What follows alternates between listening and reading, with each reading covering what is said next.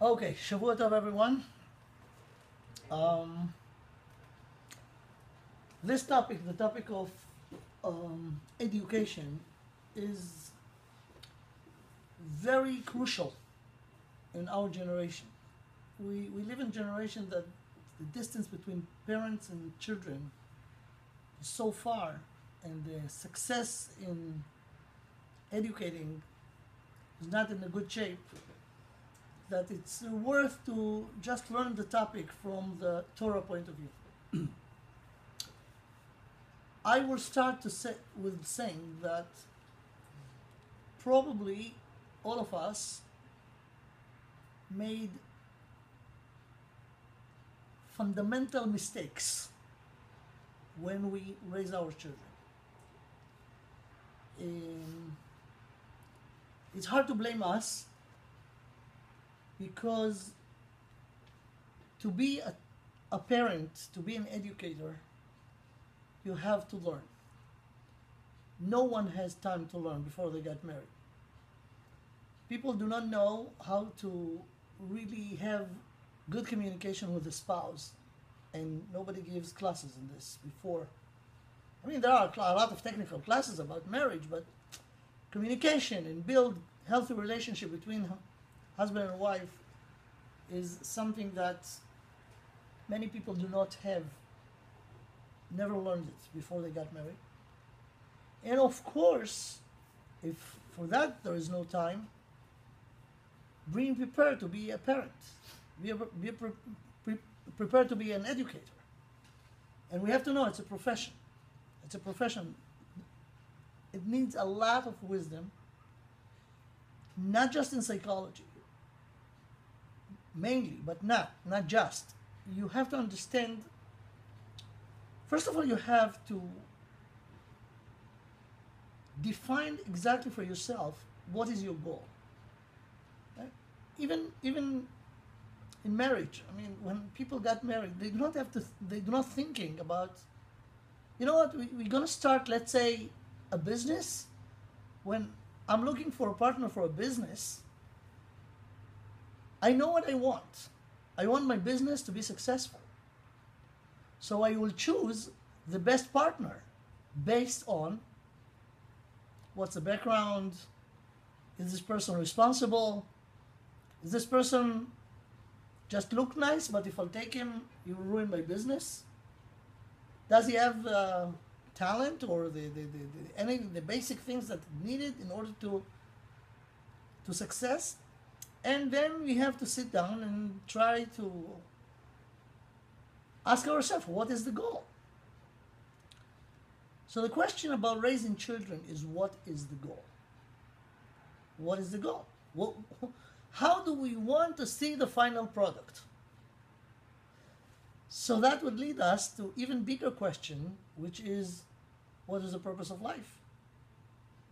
So from psychology, we go to philosophy. What is the purpose of life? Well, why we are living? We want to bring a child to this world. Do we know what to tell him or her? What is the goal? What is the purpose of life? I don't find many couples who discuss these issues before they get married, or even after they get married, before they have children. And this is a problem.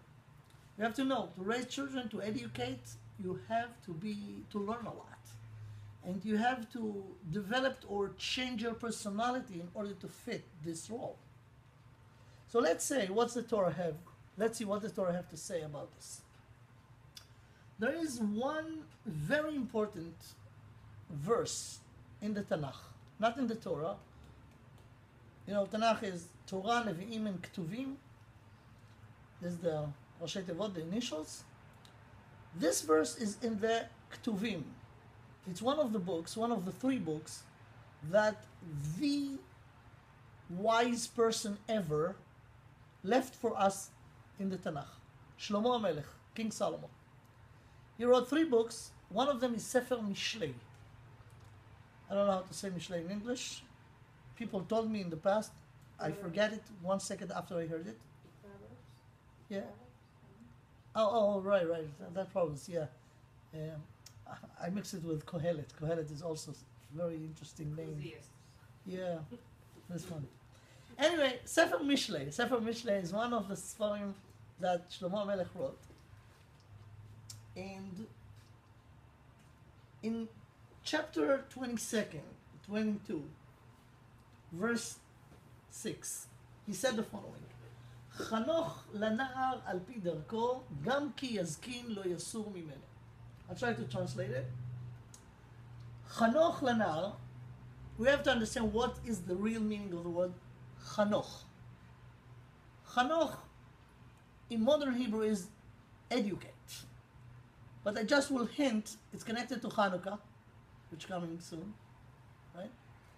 And it's connected to Chanukah Habayit. When you enter a new house, you do Chanukah Habayit, as you know, right? Okay. Chanoch lana'ar. It's very interesting that a young person called in Hebrew na'ar. We speak here in male, but it's also na'ar or na'ara. Na'ara is a female, okay? Chanoch lana'ar. What is the meaning of the word na'ar? But the continuation, al pi darko, according to his way. His way. If you do it, al pi darko, gam ki yazkin lo yasur mimena. Even when you get old, you will stick to what you taught him when he was young. Okay? So, most of educators or most of parents, not just not doing this, they're doing the opposite. Instead of Chanoch Lanar al pi darko, meaning his way or her way, they're doing in al pi darki, on my way. The parent, I want him to be like this. I want her to be like this. I want.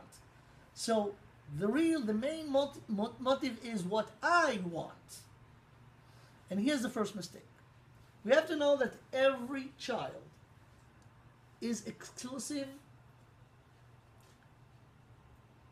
individual, and we have to learn him, her personality. Therefore, you cannot find recipes in education. No such a thing. There are general methods. And you have to understand that the first thing is to, first of all, want the good of the child, not the good of you or easy life for you.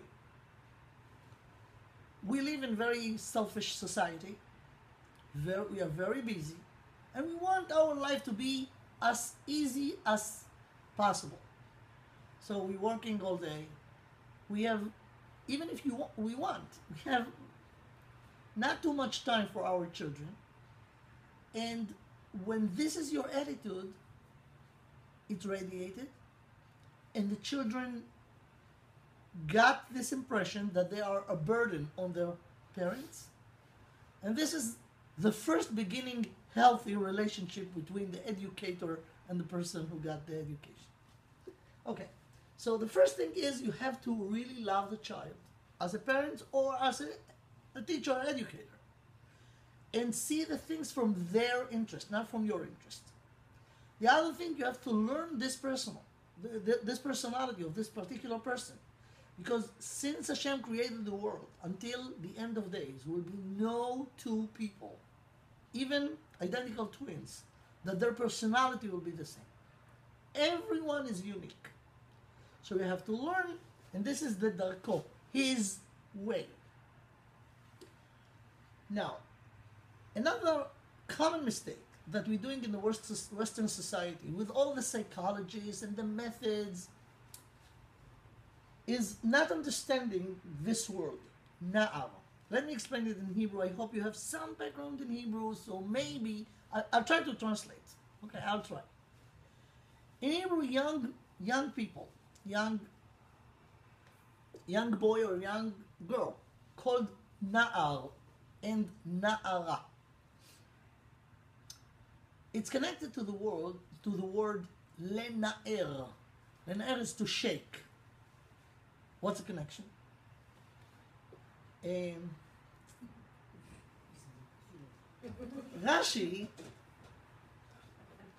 Rashi instead, Rashi explained it, just a second.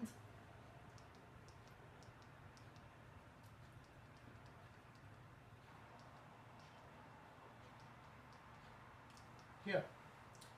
In the other book, in Mishle, in the beginning of Sefer Mishle, Mishle Shlomo ben David, so he said the following, why I'm writing this book, with a lot of wisdom tips, לתת לפתאים עורמה, לנער דעת ומזימה. לתת לפתאים עורמה, those who are innocent or not too smart, I'm going to give him wisdom. לנער דעת ומזימה. To give this young boy דעת, knowledge, and מזימה. says רש"י, לתת לפתאים עורמה, משלים אלו, אמר קהלת, לקנות בהם הפתאים עורמה. Those משלים, props, that Shlomo HaMelech gave, King Solomon gave, is to give the innocents עורמה. Okay. לנער דת, וגם לנער, see what Rashi says, וגם לנער המנוער מכל לימוד. When we are young, we are stupid. We have to know that. We were born stupid and we died wise. אנחנו נולדים טיפשים ומתים חכמים. The highest point of wisdom that you have is 1 second before you die.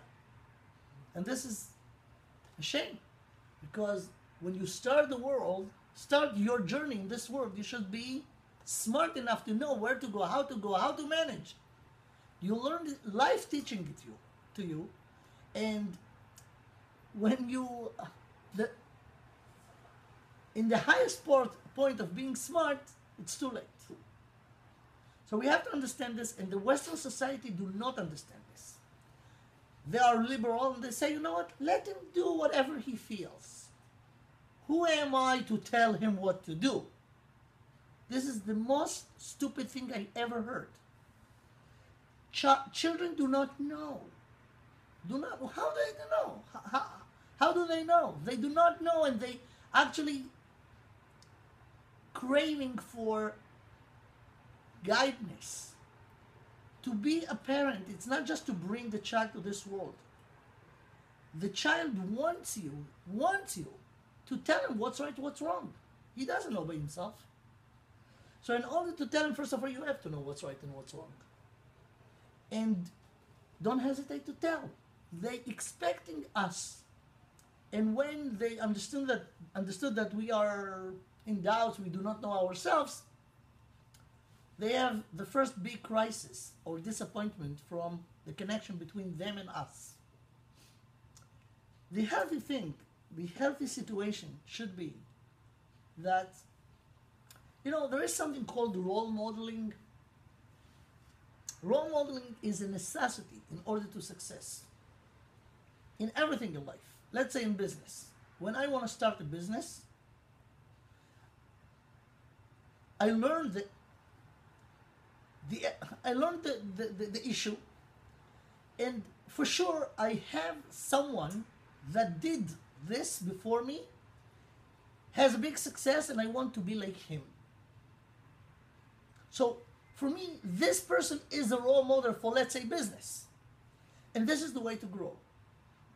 To see people who went through this journey before and made it.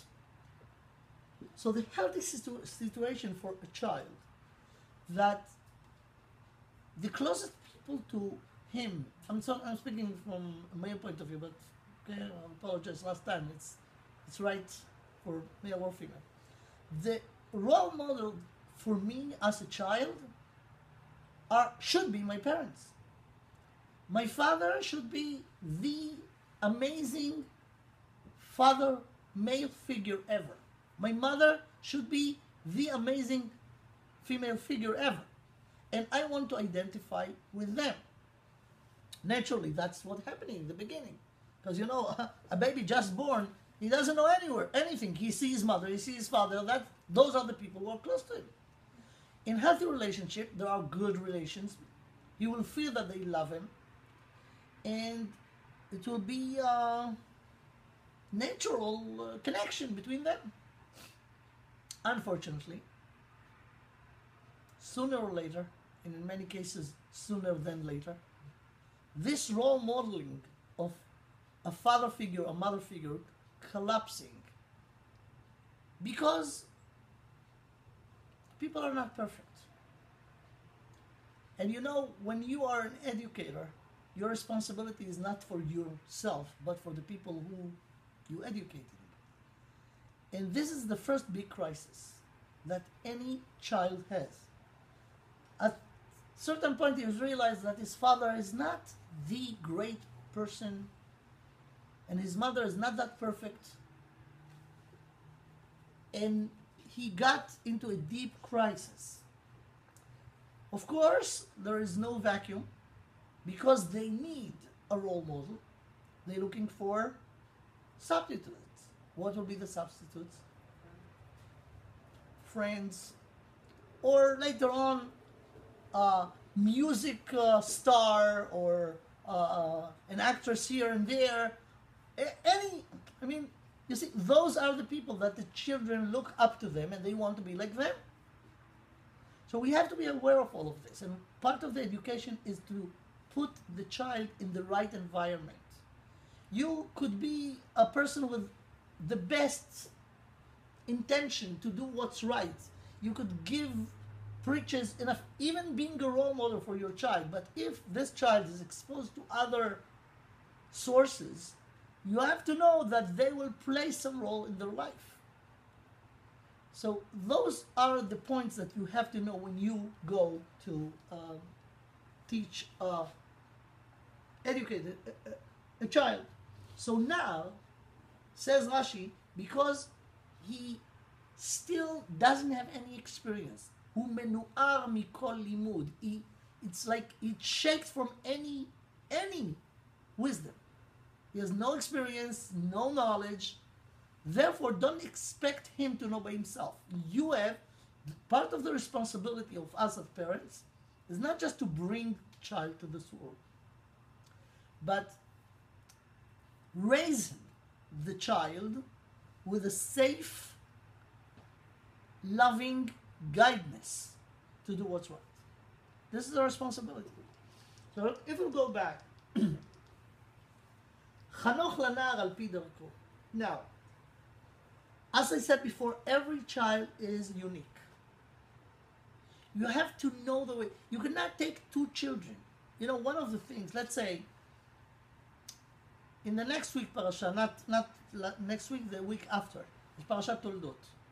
In Parashat Toldot, we learned about the birth of the twins, Yaakov and Esau, right? They were twins, they were born in the same time, right? But their personality, the Torah says, are different. When they grew up, you saw it. ויהי עשיו איש יודע ציד איש שדה, יעקב אשתם ישב אוהלים. One of them, even though they were brothers from the same parents, right? They have different personalities. One of them was very practical in his hands or in the field. That was Esau. The other one were more intellectual, more thinker, right? You cannot take two children like this, even if they are brothers, and give them the same education, because their personalities are different. So you have to learn their personality. This is the meaning of al pi darko. You have to learn his derech, his personality. It's not easy, but the only way to do it is to really love the child. Really love the child, meaning don't be selfish. Don't think about yourself. You brought this child to the world. You are responsible to give him everything that he needs, not just physically. Many people, give the children anything that they need in physical, but they need emotional nourishment also. They need emotional, they need spiritual directions. And if we feel that, you know what, I have no time for this, I have no strength for this. So this way you cannot raise your child in the right way. You should not feel that the children are a burden, something that they have to do. Okay, but I'm running to my work. This is more important. Now, in the style of life in the modern society, it's really hard. It's really hard because you really have the excuses. You're so busy, but it will be impact of that on the education of the children. So many people think, you know what? At the old time was no schools, but now the school will do the work. Yeah, I'm paying tuition, a lot of money for tuition. The teacher will do the work. Forget it. Schools are not doing this. Schools, they have no right to call themselves schools education system. They are not dealing with education at all. They're giving knowledge. They're giving information. That's it. They're not telling the child what to do and what's not to do. Unless, there are rules of the school. But that's not education. So this is not the option. You say, what, I paid tuition, I'm out of the picture, the teacher will take care of it. It's not going to happen.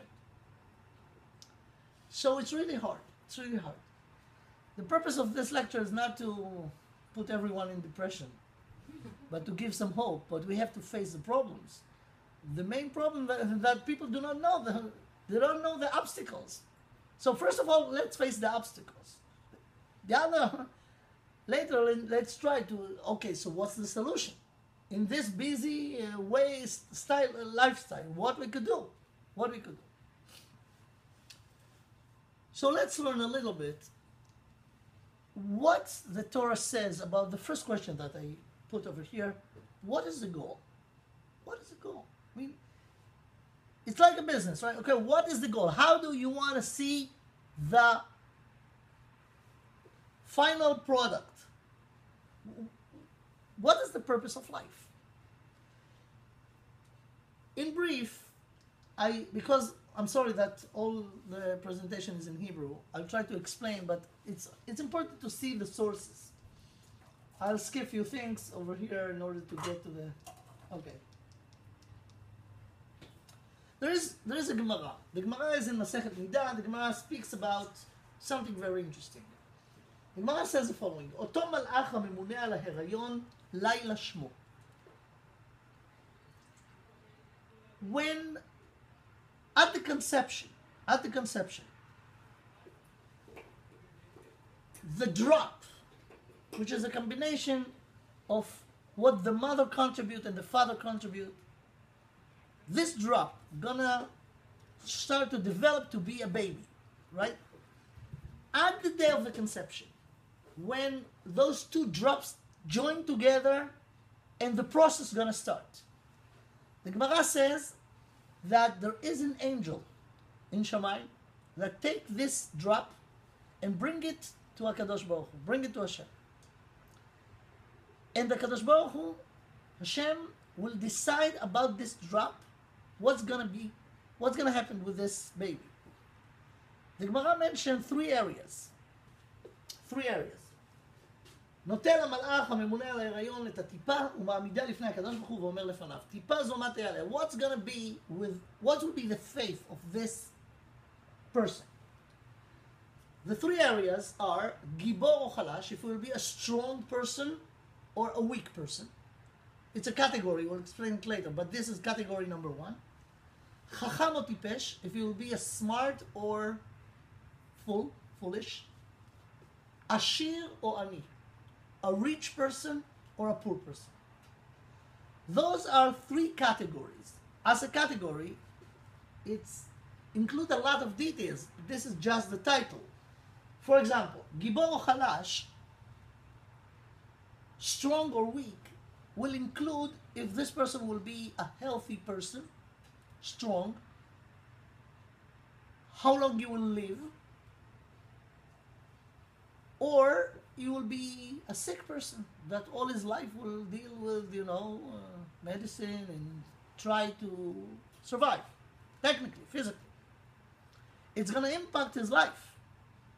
Because if he will be busy on this, going to doctors, from doctor to doctor to doctor, he will have much less time to really live, right? Chacham or tipesh, he will be smart or foolish. If he will be smart, it will be easier for him to manage life. If he'll be foolish, he'll be more limited. Ashir or ani, it's also a technical thing, but if you have enough money, you have no headache of how to live, you have more time to do other stuff. If this person will be poor, a lot of time from his life will be getting the money in order to live. Okay? Only one thing Hashem will not decide, and all of those will decide for each person at the time of the conception. Only one thing Hashem is not deciding, if he will be tzaddik or rasha, if he will be a tzaddik, righteous, or wicked. This is the only thing that is in the free will, and actually this is the only thing that we could do. Take into account that no one asked us before we were born if we are ready to be born. No one.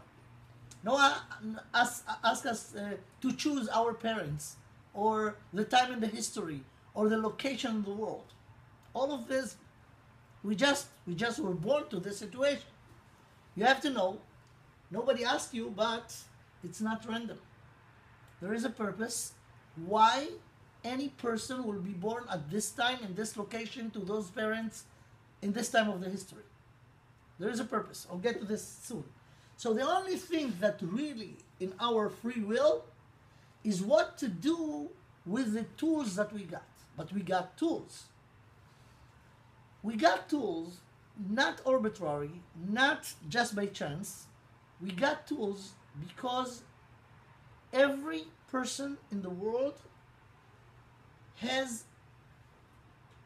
a destiny, I think. Yi'ud. Destiny, right? Purpose. כן, purpose זה מטרה, destiny, ייעוד, אני מחפש את המילה ייעוד, נדמה שזה destiny. Has a mission. Each one of us is here for a reason. In the Kabbalah sources, it's mentioned that every soul, okay, I'll just add a little bit information to this. The Gemara in Masechet Kiddushin, I hope I have it over here somewhere. The Gemara in Masechet Kiddushin says, no, I don't see it over here. Okay, I say it by heart.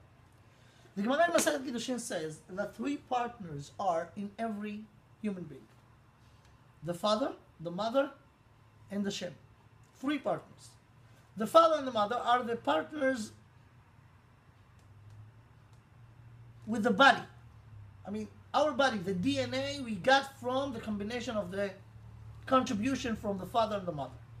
This is the physical DNA. But we got the soul. The soul we didn't get, not from the father, not from the mother. We got the soul we got from Hashem directly. Now, what is the soul? So, in the deepest level of the Torah, in the secret, the Kabbalah, it says that the only soul that Hashem created was the soul of Adam HaRishon, of the first person. As it says, ויצר השם אלוקים את האדם עפר מן האדמה ויפח באפיו נשמת חיים. Hashem created one soul. After he decided to create Chava, it says that the body of Chava was from Adam, from the body of Adam, but it doesn't mention where the neshama of Chava came from.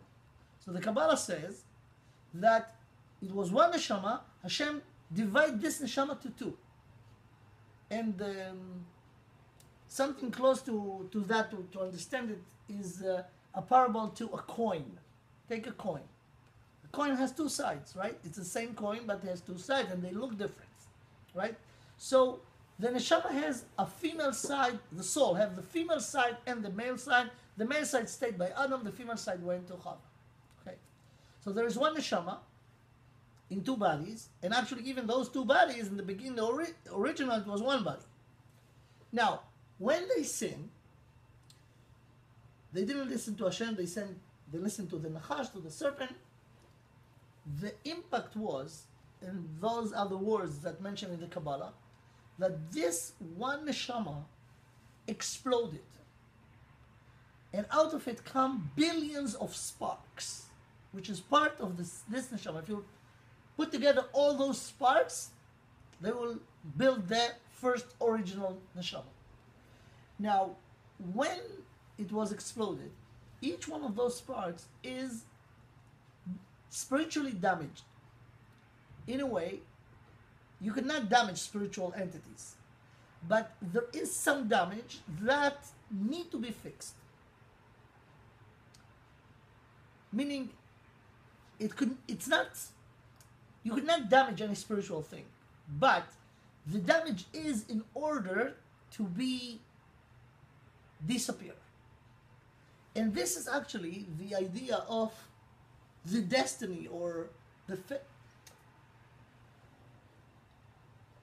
this is the reason why we are here.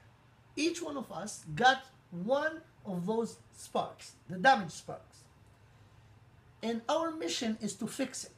And this is something that in Kabbalah called tikkun. We have to fix. How are you going to fix it? Everyone got a different spark. Therefore, the correction of the damage is different. Mission from every person. In order to fix it, Hashem decided all those three things that we spoke about before. As I said, it's not arbitrary.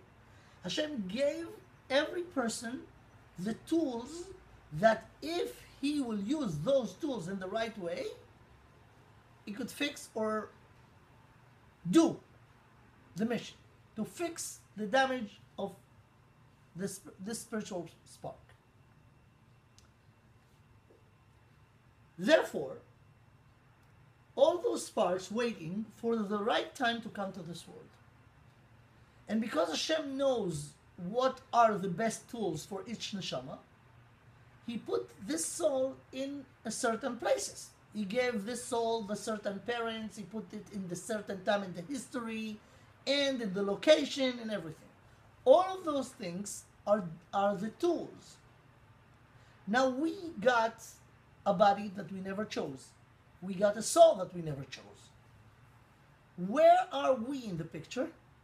After we got those tools, the question is, what are you going to do with them? So when we asked before, what is the goal? The goal is to fulfill the potential of our soul and body. This is the goal. Now, for sure, it's very complicated. How do we know what to do, how to manage them? Part of the tools that Hashem gave us, He gave us Torah. Torah is an instruction book of how to manage this most complicated machine called human being. Torah, the meaning of the words in Hebrew, Torah are instructions. Toreli et haderech, show me the way. So, this amazing instruction book fit everyone. Even though people are different from each other. But if they will fulfill what the Torah says, they will do their tikkun. How? You could ask how. It's a good question. The answer is the following. Because each one of us is different from the other, we could find, let's take the mitzvot in the Torah. There are 613 mitzvot in the Torah. If you look at them, some of them will look to you, wow, it's a nice mitzvah, I like it. It's easy to do. I have a lot of fun when I'm doing it. And the others, some of them are hard, I feel that, I want to push them. It's not for now. I don't feel comfortable with them. But it's not the same with everyone. Some people like this mitzvah, and the other, this one is really bother them. They prefer others. That shows where they are in their potential. So what is our mission? Our mission is to take all the mitzvahs. Those who are easy for us to do, go for it, do it. But you have to know that your mission is the one that's hard for you. And the more hard for you, it means this is your tikkun. I always give this parable. Imagine someone who chas v'shalom was involved in a car accident.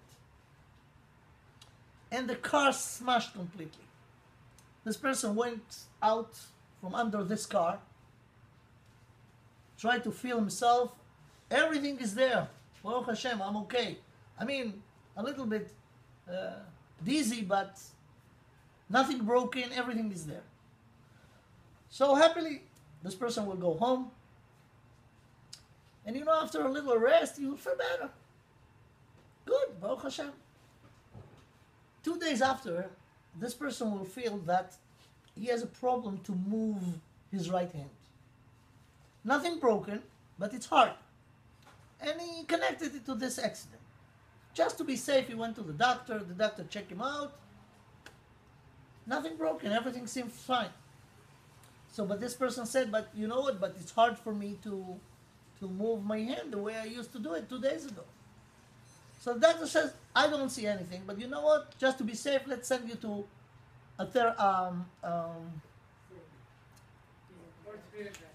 chiropractor. Just to be safe. So he sent this person to a chiropractor. The chiropractor checked him out and said, you know what, there is a slight problem. And probably it's from the hit that you got. But according to my estimate, it's fixable. I'll give it, let's say, a month. I'll give you a few exercises to do. If you will follow my instructions, you will be able to operate this hand the same way. So, good news. He told him, listen, but you know what? 2 things. First of all, we'll do it in steps. I'll give you exercise for 1 week. The second, I will give you exercise for both hands in order to keep the balance, even though one hand is okay. Okay? After a week, come back to me and continue from there.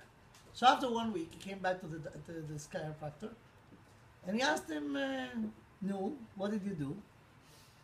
How was the week? He said, it was okay, great. I did whatever you told me, all the exercise, the way you taught me how to do it. I did it with this hand. It was easy and smooth. With this one, it was a little bit hard, so I continue with this one. So the chiropractor told him, this way you want to be healthy? Come on, I gave you exercise to both hands. But he said, but it was hard for me to do it in this. Why I could not continue to do it with this hand? He told him, listen, you do not understand. Where it's bother you, there is the problem. So if you do it, you'll fix the problem. This is the parable. If you understand, there are mitzvahs in the Torah. All of them are good. But some of them we feel so smooth with. The other one, it's harder for us. So this is the indication. Just a second. This is the indication. When it's hard for you, this is your problem. And everyone has problem with different things. It's different. This is your tikkun. When it's hard. So, if you're lazy, you know what? Let me do it let me do what's easy for me. And many people do that, right? This way they were never gonna fix the problem. So it's hard. Do it. Do it again and again and again and again. In the beginning it will be very hard. But if you repeat doing it because you trust the doctor. You trust the doctor, you should trust the doctor. He knows what he's doing. If you trust the doctor and you know that he give you the right thing, do it. Do it again. In the beginning it will be so hard, but when you keep doing it, you will train yourself and then you will heal it. You will heal it. This is the way to indicate what is our tikkun in this world. Yeah, what do you want to say? We have more than one bothers you, but if you have like 3 or 4, it is very difficult. So you have few problems that you have to fix. It's not just one. We are here for a reason. We are not here for fun. We are not here for fun. We are here for work. We are here. If we'll be perfect and we have no problem, nothing to fix, we're probably gonna leave this world. We do not have to do what to do over here. We here. This world is a training camp. Your training camp. It's not the fun. The fun is not now. The fun is in the eternity. Here is a training camp. We are here for a reason. And as long as we didn't finish to fix all our problems, and you know what, you're not alone. There are many people who have more than one or two or three or even 7 or 8 problems. It's okay. We have to not give up, but work on them. Of course, we have to be convinced that this is the right thing to do. We have to be sure that there is Creator who created the world. We have to be sure that He gave the Torah, no one else, and this is the true thing. That's what we have to do. After we're sure about this, it's time for action. Just work for it. It seems far, it seems, okay, but work on it. Slowly but surely you will be there. So those things should be clear to you before you start educating others. If it's not clear to you, this is the beginning problem. If it's not clear to you. So you have to understand what is the goal. After I know what should be the ideal person that I want this child to be, now I have to do diagnosis. To see where this child holding. And everyone got different tools. Some people has a very good memory, a very good way to analyze things. They could be learners. But some people have problems with this. They have ADHD, let's say, right? You have to take it into account. If you teach all children the same way, so some students will be amazing, and for the others will be boring. They will never learn, and they'll never develop in the right way. This is part of the responsibility of the diagnosis. You have to diagnose what really you have over here. And this is Chanoch Lanar al pi darko. After you know what's in front of you, then you have to be smart and experienced to know where, how, in what intensity, and how. You have to build a program. You have to build a plan. What to do, and you have to do it for each child individually. You cannot take from this to this. Even if they're both your children, they're raised in the same house, but they are different. They're different in their personality. You have to take it into account. Chanoch lanar al pi darko. So I'll first summarize what we said until now. First of all, you have to love the child. You have to see their interest, not yours. You have not to radiate to them that they are a burden. Because you do not have to say it. It's the way you behave. They are very sensitive. They pick it up. In this crazy society that we live in, they arrange for us as a lazy people, babysitters for our children. Babysitter could be, computers, movies. It's easy. Just give them some popcorn, put them near there. Forget it. For an hour you have not headache. It's easy for you, but it's ruining them. They want your intention. They need the connection. There is no connection. You could be in the same room, but if they were their program and you doing whatever you do, you are not in them. People, even adults, but of course children need emotional connection. They need you to be with them. Therefore, think twice before you bring a child to this world. You bring a child to this world, it's a responsibility. You brought him into this world, relate to him. Give him time, give him emotion, give him connection. This child needs it in order to be a healthy person. The other thing, you have to know what's the goal. This is a big question. What is the goal? Many people do not know what the goal of their life. It's a philosophical question. We are here for 70, 80, 120 years. What is the goal? So if it's clear for you, you could pass it to your children. If it's not clear to you, your child will be confused. So all of these are conditions in order to be successful in education. So we are not going now to details of how to deal with this particular we're talking about in principle, in general, what should be the approach. I think another thing that we have to mention over here is to choose, as long as you could be an influence on your child, to choose the environment, even to choose the friends, the society. You could tell your child everything that you want. The real influence comes from the friends. If the friend speaks in certain language, you could tell the child, you know what, those are words that we are not using. It's not right. So maybe this child will not use it in front of you, but he will use it when he will be with his friends. And just an example. What kind of music? What kind of movies? What occupied their mind? There is something called peer pressure. Peer pressure. Rambam relates to this in Hilchot Deot, and he says that this is something that no one could not say, you know what, ignore it. Peer pressure works on everyone.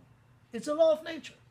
People want to be the same as the society around them. You know, it comes psychologically, if you analyze it. When a child, a little baby, start to smile. You remember this time? You know, they start smiling. So there is always an argument between the parents if that's a reflection or it's a real smile. Okay. If it's a real smile, wow. So what are you doing? You really smiled. She really smiled. We clapping. You know, we cheering up. This child will start to crawl, crawl, start to walk, right? What are we doing? Let's say at the first time they stand or put one step, right? We clapping the hands. They got it. And it's encouraging. It encourages them, right, to continue do it because they see people are happy when you do that. So this is a process that started when we are very, very little but continue for the entire life. We need proofs that we're doing the right thing from the society around us in any age. In any age. Therefore, people want to be accepted in the society. Accepted. So, here, it's really significant what is the quality of the society. What will make you accepted in the society, right? So if you choose the right society, you could use the same thing, the peer pressure, to be good. Therefore, the Rambam recommends you always should look for people to be your friends that higher than you in personality. Why? Because the same peer pressure will push you and press you to raise your standards. If you, let's say, in high level, but your society is under you, the peer pressure will push you down. So peer pressure could be used for good and for the opposite of good. So you have to choose people around you that are higher than you, and then it will be easier for you to go up. And this way, this is a very good tip for growing. Choose a society. For yourself, for sure for your children. And don't say, you know what? I'm not telling them what to do. Okay, don't tell them what to do. You will have a wilde chayes. You will have, you could say in preaching the way, whatever you want. But the real influence is with the society. So we have to watch as long as we could what they're watching, who are their friends, how they're talking, in order to help them, not in order to dictate them, in order to help them. Because, again, the first thing, you really have to love the child. If you really you really love the child, you want everything that will be good for this child. And they do not know. Remember, he is a now. He doesn't know anything. He looks for guidance. He's looking for guidance. And it's your responsibility to give the right guidance. One of the major conditions, choose the society. Choose the school. choose where you live. You know, if you live as a Jew among non-Jews, you know, your friend, this child, your child, the friends will be the people around. So you could say whatever you want, but you have to make life easy for him. Give him the right society, the right friends. Choose the friends of you without telling them, I'm in charge of choosing your friends, okay? But do it in smart. You have to be smart. You have to be smart to do it in a way that your child will trust you. All of those are really basic conditions in order to have some hope to be successful in educating. Okay, there is a lot more, but Thank you. I think that as a presentation, that was the thing that I could share with you. If you want to ask any question that I could answer, I'll try to. Translate the Vil de Chaya, what does it mean to Vil de Chaya is the Chaya, Pirei Adam. Yeah. Like animalistic nature into a child, in a child. Yeah. In Yiddish. Yeah, what do you want to say? I have a question. You were saying that sometimes children have crises when they realize that their parents are not perfect and they're no longer a role model for them. Exactly. And the problem is the vacuum that something else will go in. Something else will fill in that spot. So my question is this: our children are smart and they realize that we're not perfect at some point. When they're no longer, 5 years old, they realize that we're not perfect. Mhm. Is it okay to allow your children to know that yes, I'm not perfect and I know that, and there's certain things I work on. Because Exactly. we all have to work on certain things. Exactly. But does that hurt the role modeling? Just the opposite. When you're not perfect, but you play perfect, they realize that you like. When you agree, listen, we all, you know what, I'm telling you, I'm guiding you, I'm giving you instruction, you're not perfect in this, and I'm teaching you for your own good, you have to know that I'm also a human being. I'm older than you, but I'm not perfect. And I'm not, and now, how do we know what's right and what's wrong? If I'm making the rules, I will be always perfect, because I'm making the rules.